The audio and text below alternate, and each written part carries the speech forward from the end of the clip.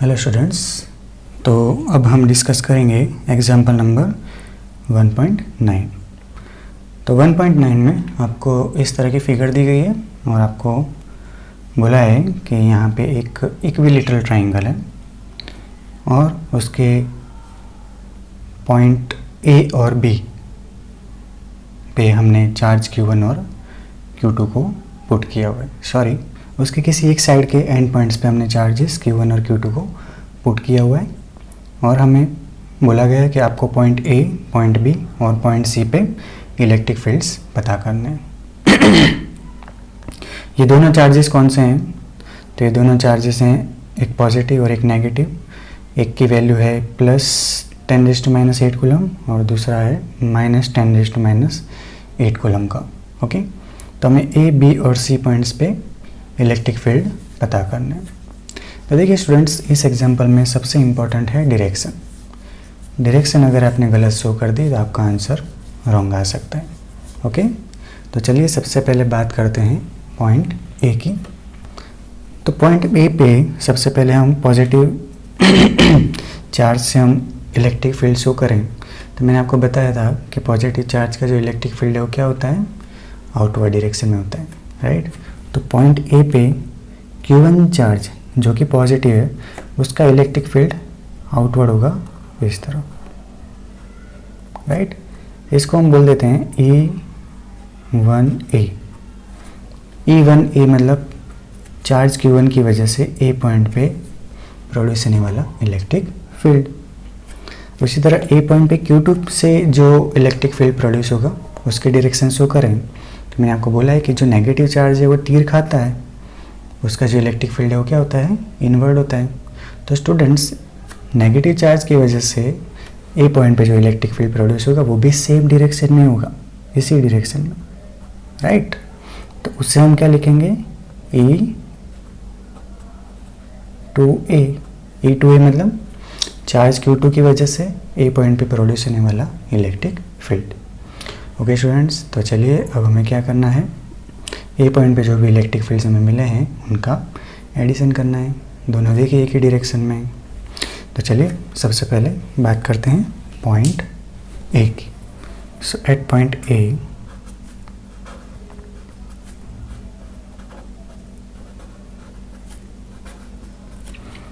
चलिए उसके resultant electric field को हम बोल देते हैं EA। अब इसी मैग्नीट्यूड निकालते हैं तो E1A प्लस E2A।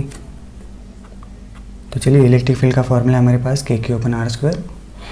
तो वो फॉर्मूला यहाँ पे अप्लाई करेंगे तो Q की जगह पे यहाँ पे है Q1/R²। तो अब देखिए R की जगह यहाँ पे क्या दिया हुआ है? तो 0.05। तो 0.05 का स्क्वायर प्लस Q2। तो Q2 की जगह पे यहाँ पे क्या है? Q2 ही है अपॉन, वहाँ पे भी अब डिस्टेंस देखिए कितना है? तो 0.05 का स्क्वायर। चलिए सारी वैल्यूज़ पुट करते हैं हम। तो K 9 मल्टीप्लाई 10⁻⁹ प्लस 9। Q1 आपको कितना दिया है? मैग्नीट्यूड 10⁻⁸ और डिवीज़न में 0.05 का स्क्वायर। तो आप अगर 0.05 का स्क्वायर करोगे, एक्चुअली ये 0.05 को हम लिख सकते हैं 5 × 10⁻², राइट। तो उसका अगर स्क्वायर किया जाए तो 5 का स्क्वायर हो जाएगा 25 मल्टीप्लाई 10⁻⁴ प्लस यहाँ पे भी आप देखिए K 9 मल्टीप्लाई 10⁻⁹ Q2। तो Q2 का भी मैग्नीट्यूड 10⁻⁸ कूलम भी है अपॉन 0.05 का स्क्वायर सेम रहेगा कितना? 25 मल्टीप्लाई 10⁻⁴। ओके स्टूडेंट्स, तो स्टूडेंट्स अगर आप इस इक्वेशन को सिंप्लीफाई करोगे तो आपको फाइनली आंसर मिलेगा 7.2 मल्टीप्लाई 10⁻⁴ न्यूटन पर कूलम। ओके, तो ये हमें ई मिल गया, ए पॉइंट पे प्रोड्यूस होने वाला रिजल्टेंट इलेक्ट्रिक फील्ड। अब इसके डायरेक्शन कहाँ होगी, तो आप देखिए ये कौन सी तरफ है, राइट हैंड की तरफ है, तो लिखेंगे टूवर्ड्स राइट। ओके, तो ए पॉइंट पे प्रोड्यूस होने वाला इलेक्ट्रिक फील्ड हमें मिल गया। अब पॉइंट बी की बात करते हैं, तो पॉइंट बी पे आप देखिए पॉजिटिव चार्ज का जो इलेक्ट्रिक फील्ड है वो कहाँ पे होगा, तो इस तरफ होगा, राइट। तो इससे हम बोल देते हैं E1B, मतलब Q1 चार्ज से बी पॉइंट पे प्रोड्यूस होने वाला इलेक्ट्रिक फील्ड। उसी तरह Q2 से जो इलेक्ट्रिक फील्ड प्रोड्यूस होगा वो इनवर्ड होगा, तो इस तरफ होगा, राइट। इसको हम बोलेंगे E2B, मतलब Q2 चार्ज से बी पॉइंट पे प्रोड्यूस होने वाला इलेक्ट्रिक फील्ड। तब देखिए ये दोनों फील्ड्स म्यूचुअली ऑपोजिट डायरेक्शन में, तो अगर हम इनका एडिशन करेंगे, वेक्टर एडिशन, तो वो सब्ट्रैक्शन में कन्वर्ट होकर हमको फाइनल आंसर मिलेगा। अब स्टूडेंट्स क्वेश्चन ये है कि यहाँ पे E1B और E2B में बड़ा इलेक्ट्रिक फील्ड कौन सा है। तो देखिए मैंने आपको बताया था कि जो पॉइंट चार्ज का इलेक्ट्रिक फील्ड वो किस पे डिपेंड करता है, डिस्टेंस पे। ओके, क्योंकि यहाँ पे आप देखिए चार्जेस के मैग्नीट्यूड सेम है, तो अब इलेक्ट्रिक फील्ड किस पे डिपेंड करेगा, डिस्टेंस पे, राइट। अब देखिए जो इलेक्ट्रिक फील्ड है वो डिस्टेंस के स्क्वायर के इन्वर्सली प्रोपोर्शनल होता है। इसका मतलब ये हुआ कि जो चार्ज पॉइंट बी से नज़दीक होगा उसका इलेक्ट्रिक फील्ड ज़्यादा होगा, और जो दूर होगा उसका इलेक्ट्रिक फील्ड कम होगा। तो आप देख सकते हैं यहाँ पे Q2 बी से दूर है और Q1 बी के नज़दीक है, राइट। मतलब कि Q1 से जो इलेक्ट्रिक फील्ड प्रोड्यूस होगा वो Q2 से प्रोड्यूस होने वाले इलेक्ट्रिक फील्ड से बड़ा होगा, मतलब कि E1B जो है वो E2B से कैसा होगा, बड़ा होगा। तो यहाँ पे हमें क्या करना है, तो E1B में से E2B को माइनस करना है, राइट। तो चलिए अब point B, now at point B, उसे हम डिनोट करेंगे EB से। तो EB is equal to E1B और माइनस E2B। माइनस क्यों किया है, बिकॉज दोनों फील्ड्स म्यूचुअली ऑपोजिट डायरेक्शन में, अगर सेम डायरेक्शन में होते तो हम एडिशन करते हैं जस्ट लाइक A, बट यहाँ पे ऑपोजिट डायरेक्शन में, इसलिए हमें क्या करना पड़ेगा, माइनस करना पड़ेगा। ओके स्टूडेंट्स, तो चलिए अब सारी वैल्यू सब्सटीट्यूट करते हैं। तो यहाँ पे E1B का इक्वेशन क्या बनेगा, K Q1 upon R square. तो Q1 का B से डिस्टेंस आपको दिया गया है फिगर में 0.05, तो 0.05 का square minus K Q2 upon Q2 का B से डिस्टेंस आप देखिए कितने हैं, तो 0.05 प्लस 0.05 प्लस 0.05 मतलब कितना होगा, 0.15 का square.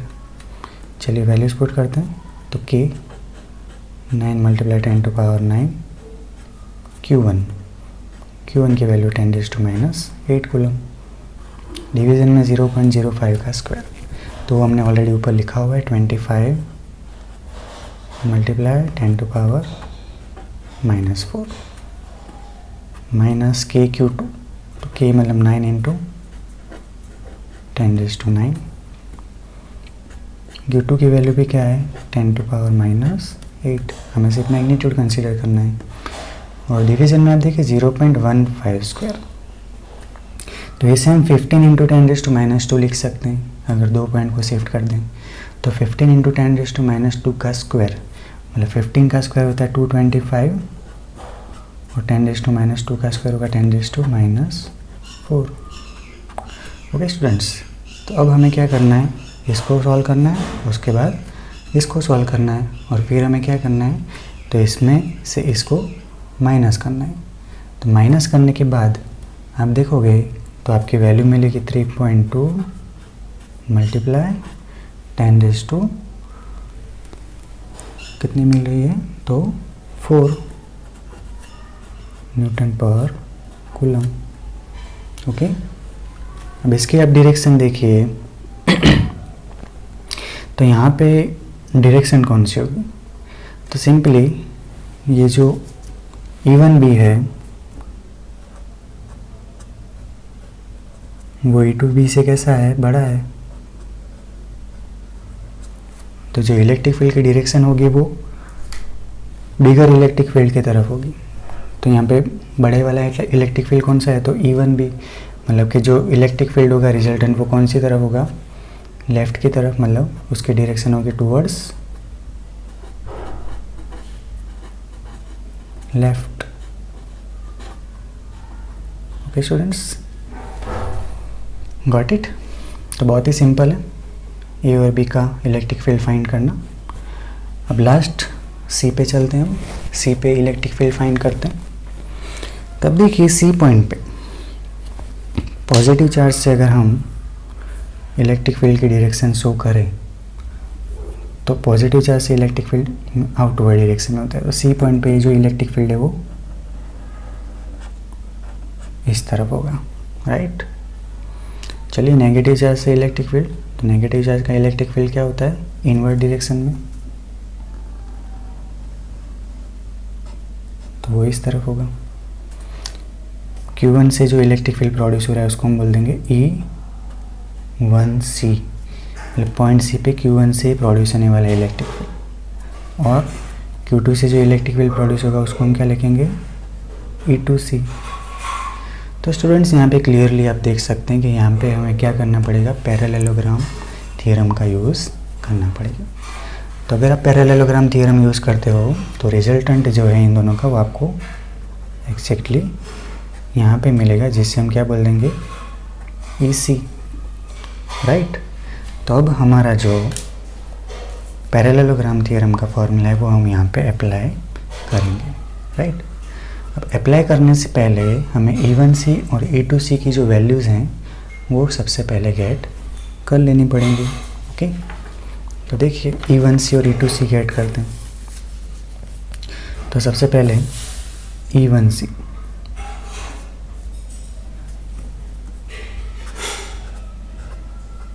E1C is equal two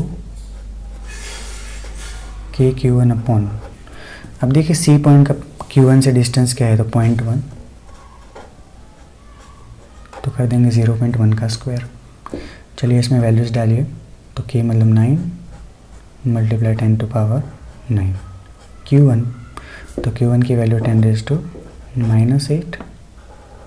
upon 0.01 का स्क्वायर, मतलब 0.1 का स्क्वायर होगा 0.01। ओके, तो चलिए इसको सिंप्लीफाई करेंगे अगर, तो हमें आंसर मिलेगा 9 मल्टीप्लाई 10 टू पावर 9 - 8 1 + 2 3 न्यूटन पर कूलम, राइट। चलिए उसी तरह से E2C गेट करते हैं। तो E2C का फॉर्मूला बनेगा KQ2 अपॉन, देखिए ये डिस्टेंस भी क्या है, C से Q2 का डिस्टेंस 0.1, तो 0.1 का स्क्वायर, इसकी वैल्यू पुट करें 9 × 10⁻⁹, Q2 की वैल्यू है 10⁻⁸ अपॉन 0.1 का स्क्वायर होगा 0.01। इसको सिंप्लीफाई करने से भी आंसर क्या मिलेगा, 9 × 10 टू पावर 3 न्यूटन पर coulomb, right. As well as हमें इन दोनों के बीच के एंगल की भी ज़रूरत पड़ेगी। तो एंगल देखिए आप कितना बन रहा है, तो देखिए एक इक्विलेटरल ट्रायंगल है, तो इक्विलेटरल ट्रायंगल में ये एंगल कितना होगा, तो 60 डिग्री होगा। और ये पूरा एंगल आप देख सकते हैं 180 का है, ये पूरी स्ट्रेट लाइन है, राइट। तो ये एंगल 180 का होगा, तो ये एंगल कितना होगा, तो 180 - 60 मतलब कि 120 डिग्री। ओके स्टूडेंट्स, तो हमें जितने भी वैल्यूज़ की ज़रूरत थी वो सब हमने ऑब्टेन कर ली। तो अब पॉइंट सी पे हम इलेक्ट्रिक फील्ड गेट करते हैं। So now at point C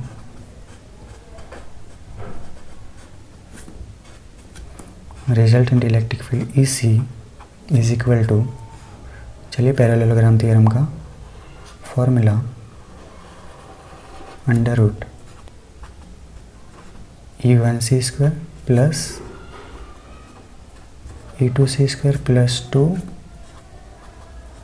E1c E2c cos theta. चलिए अब सारी वैल्यूज़ हमारे पास हैं, उनको 1 बाय 1 पुट करते हैं। E1c है हमारे पास 9 × 10⁻³ का स्क्वायर प्लस E2c भी है 9 × 10⁻³ का स्क्वायर प्लस 2। अब देखिए E1c और E2c सेम है तो हम उसको स्क्वायर के फॉर्म में लिख सकते हैं। तो 9 × 10⁻³ स्क्वायर कॉस थीटा की जगह क्या लेंगे 120। देखिए ये दोनों वैल्यूज़ भी सेम है तो हम इसका डबल कर सकते हैं। तो इसको आप डबल कर दीजिए 2 × 9 × 10⁻³ स्क्वायर प्लस ये भी 2 × 9 × 10⁻³ का स्क्वायर कॉस 120 डिग्री मैंने स्टूडेंट्स आपको पहले भी फाइंड करना सिखाया है। ओके, उसकी वैल्यू में क्या मिलती थी -1/2। तो ये देखिए 2 यहाँ से कैंसिल आउट हो जाएगा तो क्या बचेगा √2 9 × 10⁻³ स्क्वायर और ये माइनस हम आगे पुट कर देंगे तो -9 × 10⁻³ स्क्वायर। तो क्या बचेगा रूट में 9 × 10⁻³ स्क्वायर। ओके, चलिए यहाँ पे स्क्वायर और स्क्वायर रूट कैंसिल आउट हो जाएगा तो क्या बचेगा 9 × 10⁻³ न्यूटन पर कूलम। तो सी पॉइंट पे हमें जो रिजल्टेंट इलेक्ट्रिक फील्ड मिलेगा वो इतना मिलेगा। अब उसके डायरेक्शन, तो डायरेक्शन आप देखिए कौन सी तरफ है तो राइट हैंड की तरफ, तो टूवर्ड्स राइट। तो यहाँ पे हम लिखेंगे टूवर्ड्स राइट। ओके स्टूडेंट्स, तो ये हमें सी पॉइंट पे भी जो इलेक्ट्रिक फील्ड है वो मिल गया। तो इस तरह से हमको तीनों इलेक्ट्रिक फील्ड मिल चुके हैं, राइट। तो बहुत ही इम्पोर्टेंट एग्जांपल है। पूरे एग्जांपल में मैंने आपको बताया कि सबसे ज़्यादा इम्पोर्टेंस किसका है तो डायरेक्शंस का है। ओके स्टूडेंट्स, तो इस एग्जांपल को अच्छी तरह से प्रिपेयर कर दीजिएगा, बहुत ही इम्पोर्टेंट एग्जांपल है। ओके, अब नेक्स्ट लेक्चर में हम कुछ नई थियरी के साथ मिलेंगे। तब तक के लिए चैनल को लाइक शेयर और सब्सक्राइब करें। Thank you.